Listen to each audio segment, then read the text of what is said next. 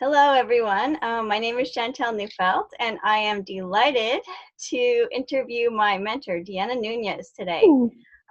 So, welcome. Yay! Uh, Hello.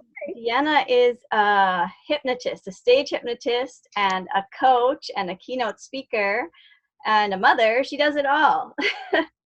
And I was lucky enough to be mentored by her for about 6 months, and we've maintained our friendship after that. And I'm just so lucky to have her in my life. Oh, I love that. One of the most interesting things about you, I feel, is that you entertain people on cruise ships. Like, what a dream life. I mean, there's good and bad in everything, but to me, that just kind of stands out as, wow, what a super cool job. Was that like the best part of your career, or? I would say not. We want to give credit where credit is due. I think it's an amazing opportunity, and I think that as a hypnotist, it is one of those opportunities specifically to people, hypnotists that do entertainment and know how to do stage shows and have trained to do stage shows. I think it's one of those fun things, and there's a plethora of opportunities for stage in entertainment, and I've done every aspect you can imagine. And before we go back to the cruise ship comment, just let's think about this as stage hypnotists, and I know some of your audience are hypnotists as well.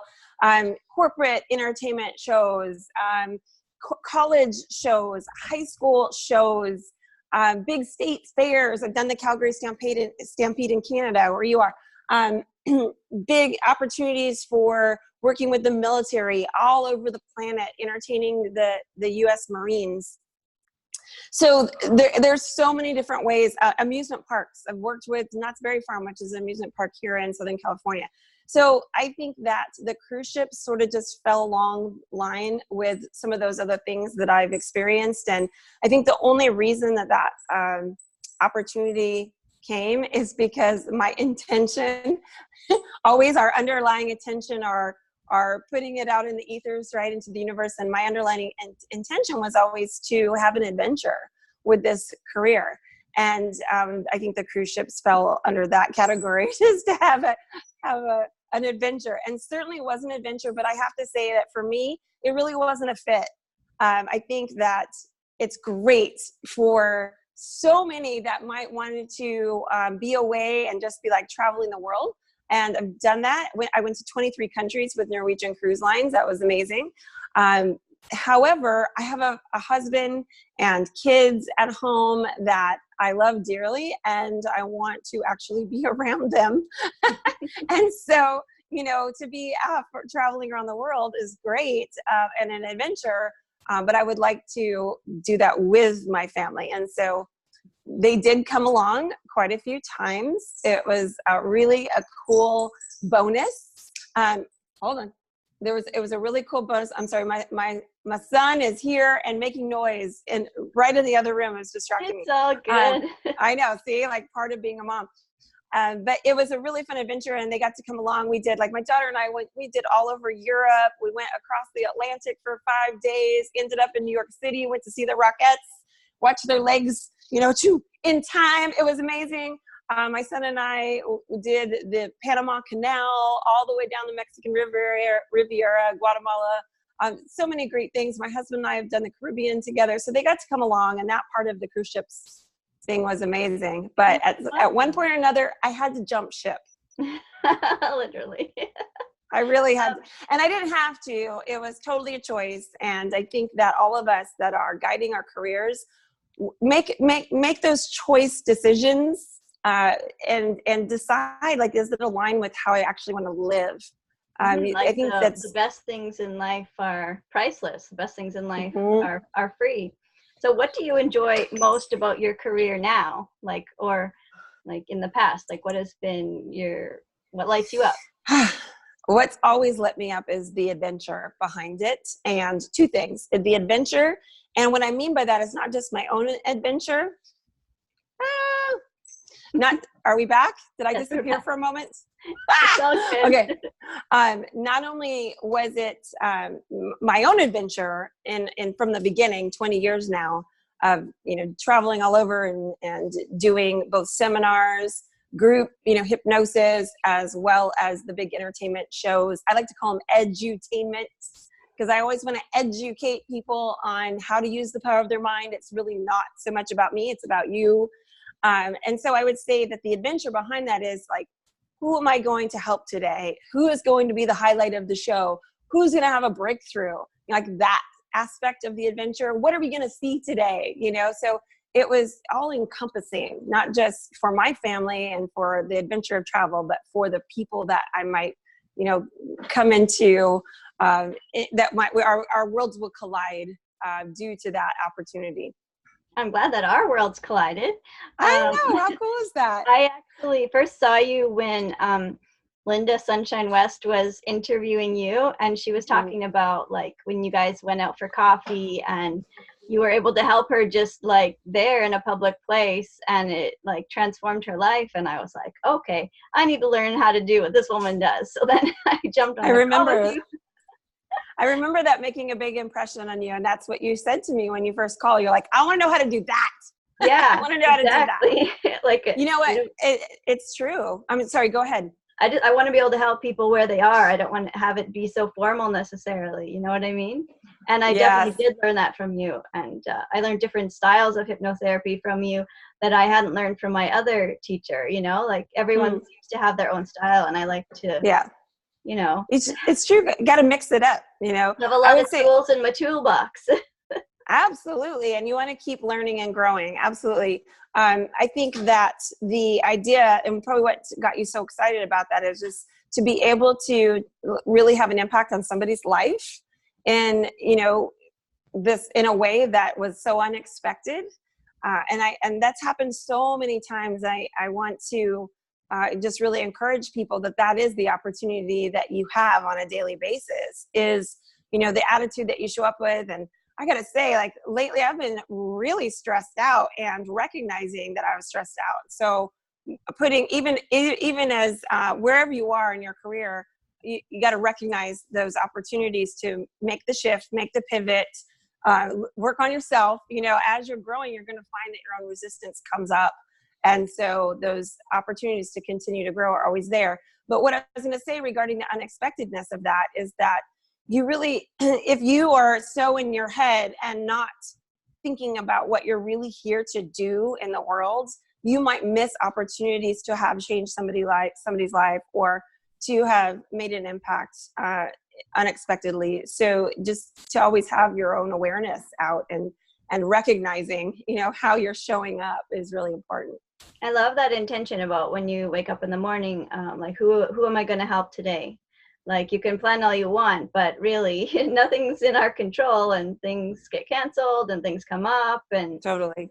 And yeah, it's just setting that intention and being aware of who is out there. And it goes both ways too. It's like, who's going to help me today? Like that's the reciprocal nature of it. And I think that's so exciting, because I know I live in a downtown area where we've lived in this type of environment for 4 years, and we live in a building. And so I never thought about this until I lived in this type of environment where when you leave your house, you get into an elevator and you ride the elevator every day with people.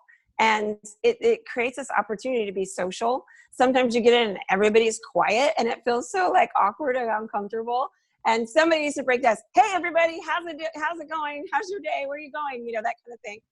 Or unexpectedly, somebody might say something to you like, wow, I really like your shoes.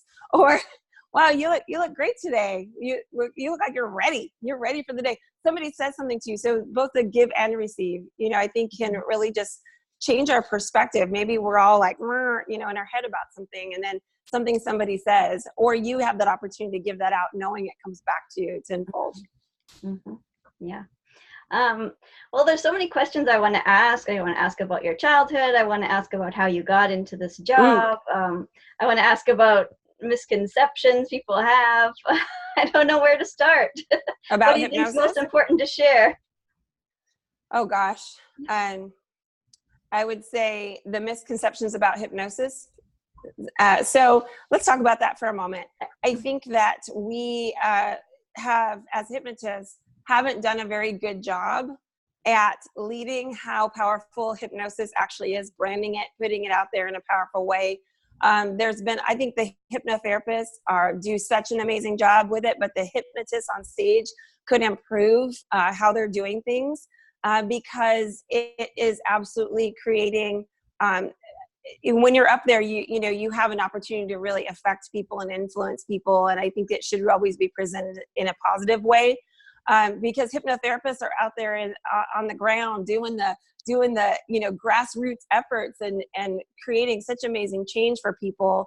We would be doing them as stage hypnotists a big disservice if we continued to showcase hypnosis as if it makes people cluck like chickens, and as if it, you know, you need a watch to hypnotize people. Like, all of that's really a bunch of hype and ridiculousness. And we can, as stage hypnotists, you know, this is the amazing thing. Really, there's only like maybe a dozen female stage hypnotists on the entire planet that are doing that type of work full-time as a career.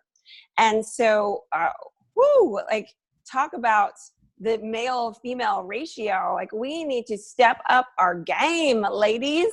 And I just say that as like a real feeling of responsibility, and to all the stage hypnotists that either that are watching or people that have seen stage hypnotists, just to shift your mind about it, and let's release, you know, some of the preconceived ideas that you might have had about hypnosis, because it really can be a life-changing practical tool that you use every single day.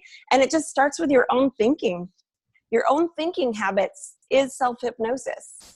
And those thinking habits that you seem to get stuck on, the thinking habits that are so ridiculously irrational, and I say ridiculous, I want to like call you out, but at the same time, love you with my words, because truly those thinking habits can either make or break you. They are either going to lead you to your success, or they are going to absolutely imprison you, put you behind walls that you don't need to be behind. So if we just simplify it down to its most, you know, easiest to understand terms, is that your thinking, your perpetual thinking, is self-hypnosis. So let's just start there. I love the hypnosis recordings that you have on your website for sale. Like, when I got the coaching package with you, that came along with it, and I've definitely listened to those a lot and learned from them. And it's funny, when you listen to things as you go to sleep, it shows up in your mind during your day too. Like, I was like, water is your go-to drink, you know, water is well, you know that any of my hypnosis audios, no matter what they are, even if they are not a health and fitness related topic, I always make sure I sneak that in. So even if, like, I know you really like the Vital Money Mindset audio, I love that one too. Even if you're improving your money mindset, I still sneak in suggestions about hydration and movement and exercise, because it's so fundamental, and we need to be seeding that type of thinking into our bones, you know, and into our muscles. Is to always be active and taking care of ourselves. It's such a important aspect. The best one that I listened to that you created was the one about confidence. Radiate confidence. Yes, and it definitely did give me confidence. I used to be this shy homeschooled girl, and I did public speaking. I did a master class because you believed in me. Like, you set it all up, and I was like, what? This isn't who I am? And you're like, yeah, I think that's it is. You are now. It is who you are now.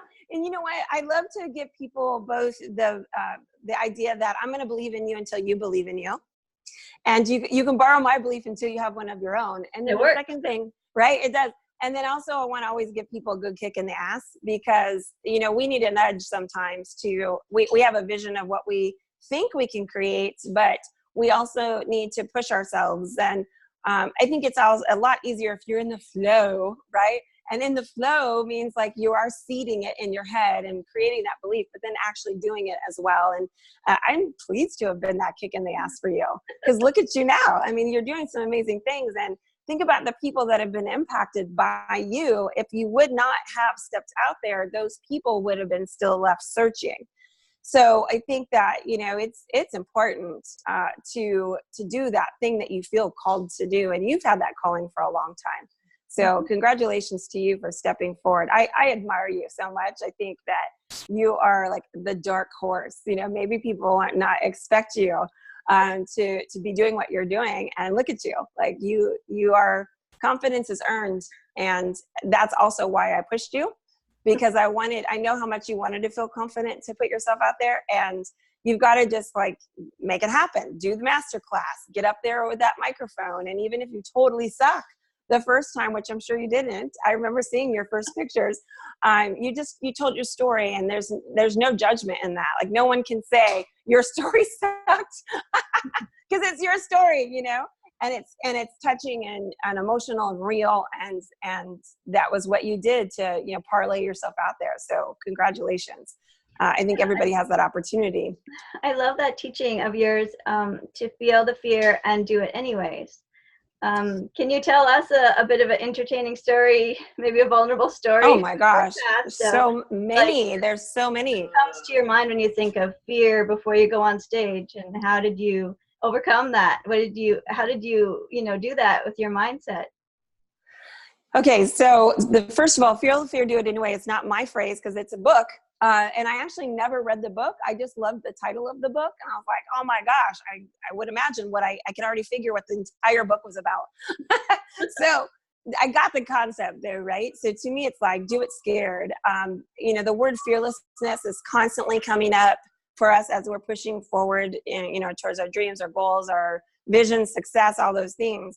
But I have kind of an issue with fearlessness because there's things that I am actually really scared of. For instance, I do not like high places. My husband and I went to Jamaica last January, and he had no problem like jumping off these waterfalls. And to me, it was a giant leap. And it felt like it was hundreds of feet high, and it was not. I think it was maybe like 20 feet high. And jumping off that thing, I really had to hypnotize myself to get myself to jump off. As soon as I hesitated and started going into overthinking, that's when the fear came even more so. Is like, don't hesitate, move forward, do it scared. And that's been my motto. So I can think of many times that I used that motto, and it was to get myself on stage the first time. I had all of these issues in my head with the fact that, oh, like you need to be a certain size to get up there. You need to look a certain way to get up there. And, you know, I knew that because I do this own, you know, work on myself constantly of awareness, I just knew that if I kept telling myself that, then it would be the thing that became my excuse as to why I didn't get up there. And I'm not going to let excuses hold me back from doing what I know I'm called to do. And God wouldn't want that for you. The universe wouldn't want that for you. Like, you have the whisper because you have the whisper. And so you got to get out of your own way with that. So getting up there anyways, no matter what, was the very first thing. And I've done it so many times since then. I mean, it's just a continual practice. And I hope that everyone considers that a continual practice. You know, right now I'm listening to this awesome book called The Wealthy Gardener. I'm loving this book, and I wish I had the author's name. I'm listening to it on Audible, so I can't hold the book up for you. So this book is just full of amazing quotes. So you should check it out because I know you love quotes, Chantel. There's so many good ones in this book. And one of the things he talks about is just continually being uncomfortable. And when you are uncomfortable, then you know you're doing the right things to push yourself out in doing new things, because it's not going to feel good. And, you know, we so often just want everything to feel good and everything to feel glorious. And I had to laugh at myself this morning because I thought, oh my gosh, I have been in an uncomfortable state for like a solid 6 months now. Like, just continually uncomfortable. And when I heard that, I went, oh yeah, that's right. Because I'm pushing myself to the next level.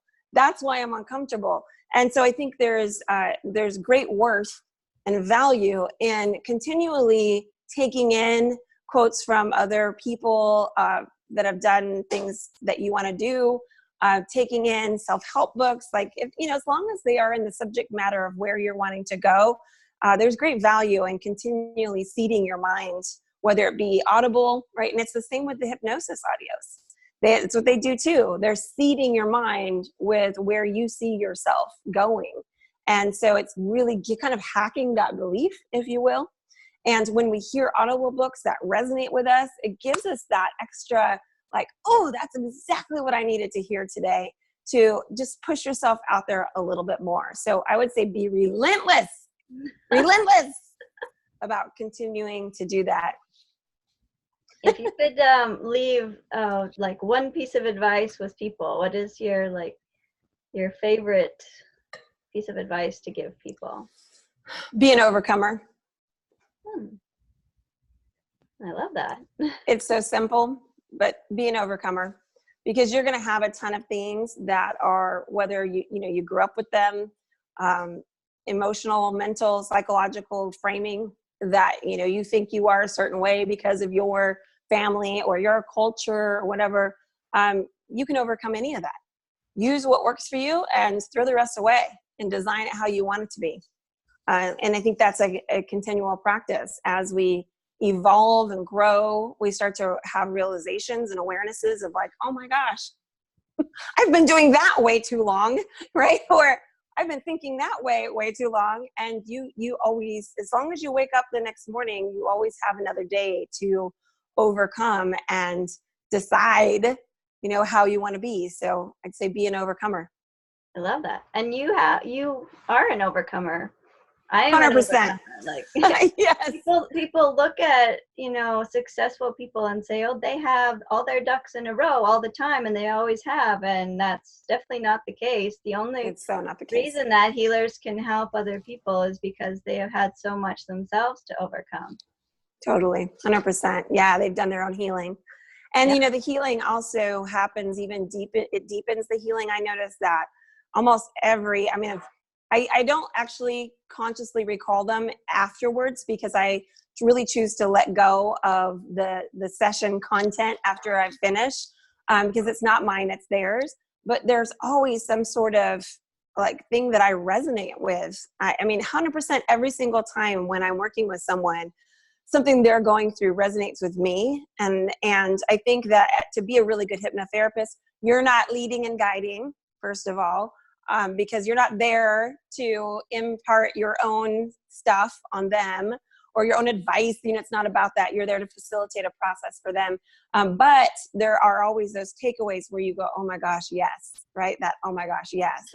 And it deepens your own empathy and deepens your own healing. And so I feel, gosh, so incredibly blessed to do this work, because I know the work itself, even though it's been so much, for other people, it's a reciprocal thing. And wow, what a beautiful purpose in the world. Before we go, I want to just talk about your one daily habit. What is that? What you call it? I call it the one amazing habit. That's right. And tell everybody what that is and how long you've been doing this and how it changed everything. Oh my gosh, I've been doing it about 10 years. And the one amazing habit, and I've been doing it from the beginning of my career, but I didn't coin the phrase, didn't realize that I was doing it. So what a one amazing habit is it really puts legs to your goal. And so let's say you have a big goal, a big outcome that you're trying to achieve, or, a vision that you're wanting to create for your career or your health, whatever it might be.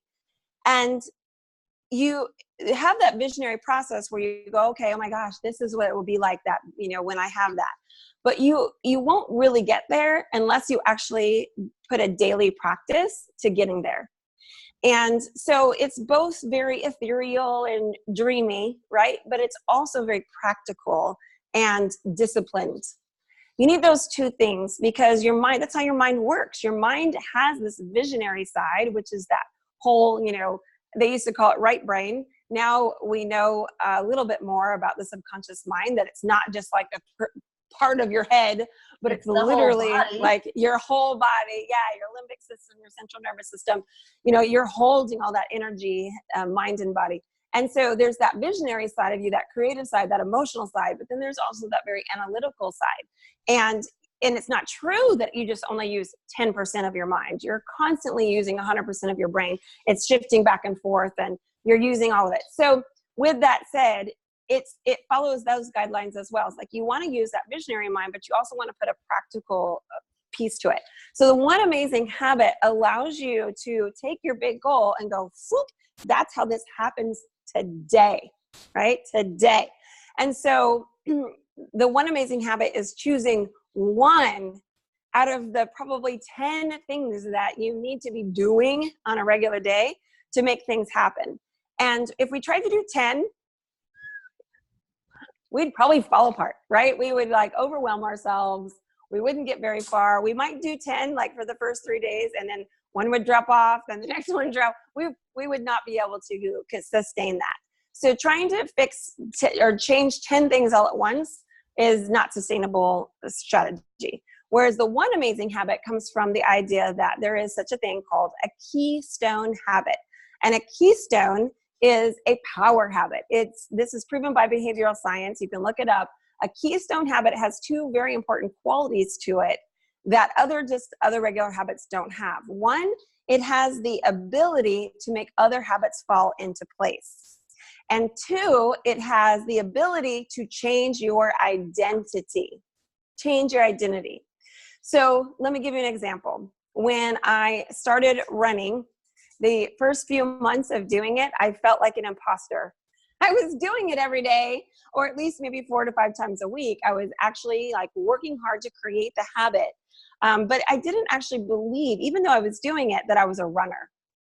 So I felt like there was like real runners. Maybe you saw them in magazines or in marathons, or I'd see them running down the street. They looked all fit, and I was like, oh, they're a runner. Wow. I was all enamored, like, oh, they're runners, right? But not me, because I'm just a person like trying to be a runner, even though I'm doing it every day. But then after I went and did a race, and I had this mindset shift where I did this 10K race and I finished it successfully. And all of a sudden it dawned on me, I had that OMG moment where I went, oh, I'm actually a runner too. I finished along everybody else. And that means that I'm qualified somehow to call myself a runner. And what it was an identity shift, right? So that became my one amazing habit, because once it changed my identity, I could then say, I am a runner. And anytime we say I am, it becomes part of who you are, right? It shifts you from doing to being. There's a big difference. Being is very wholehearted. Doing feels like anxiety. You're always having to keep up, right? But beingness means like, I'm a runner. This is who I am. It's in my bones. So I'm going to show up to my day like that. Like, yeah, it's what I do because it's who I am. And the second thing is I noticed that when I run, it made other habits fall in place. So if I go early in the morning and then I come home, I walk in the door and I automatically drink an entire glass of water. I also would end up drinking it before I even ran because I wanted to make sure I was hydrated. So now that habit of drinking water became just completely secondary and normal. Then I would also have this habit of like just feeling confident because I already ran 4 or 5 miles while other people are sleeping. So that meant I was like, like put on my cape, I felt like I was showing up to my day with way more confidence and intention to live my best life. Then I would also plan healthy meals because I knew I was wanting to fuel my body so that I could go do that run. If you don't fuel your body, you really won't have the energy to run or any kind of exercise for that matter. But then so it kicked that habit in. So what I want you guys to get from this is that, all those habits of like living healthy, we got to buy the right foods and we got to eat the right foods once they're in our refrigerator. We got to prep the foods. We've got to schedule time for exercise. We've got to make sure we go to sleep at a decent time so we can wake up to exercise, like all these things. But if you just do that one thing, it makes all the other things fall in place. And so for most people, exercise is a one amazing habit that really kind of forces unconsciously all the other things to happen naturally. Now, one amazing habit can be something that you add to the category of health. It also could be added to the category of business. If you're an entrepreneur, I guarantee you there's one amazing habit that you must do in order to keep your business running, and it's probably sales and marketing. Not servicing. I know you love your clients. I know you love to hang out with them. I do too. But if you're not putting yourself out there and doing your marketing and actually getting on the phone and creating those relationships with people and signing them up to have those sessions, it's not going to happen. So you could have your one amazing habit in business be like, make sure I'm always got my marketing, my sales. I'm doing those master classes, getting myself out there speaking, right, Chantel? Mm-hmm. So that one amazing habit is a keystone habit philosophy that you can integrate and really just focus on doing that one thing, not 10. That is a sustainable model. Yeah, and I found that walking in the morning gave me fuel, gave me energy for the rest of the day, and I didn't have to like make myself do all these things on my list. They just automatically got done because I had the energy to do them. Exactly. I love it. Perfect shining example. Yeah. Well, on that note, I will probably let you go because you've got clients to get to. I And do. I'm running off. Thank you so much for your time and for that gift of now I'm going to be thinking about that going forward. The one amazing habit isn't just walking in the morning, that you can add a business habit to that, and that is for me probably doing lives. So yes, I love that. And you when you're going live, doing that with a purpose, people will start to get used to you coming in, and they realize that yes, you're here to actually serve. Right? So going live is a way for people to get used to, oh yeah, Chantel, she's there for me. I'm going to turn to her. I'm going to call her up. So yeah, that's a great example. Think about how it will make the other things fall into place, because then people start calling you naturally, right? You get better at your skills. I mean, everything supports it. Yeah. Good. I love that. Thank you so much. You're so welcome. Thank you for having me. All right. You guys have a great day. See you later. Bye, Chantel. Bye. Love you, girl.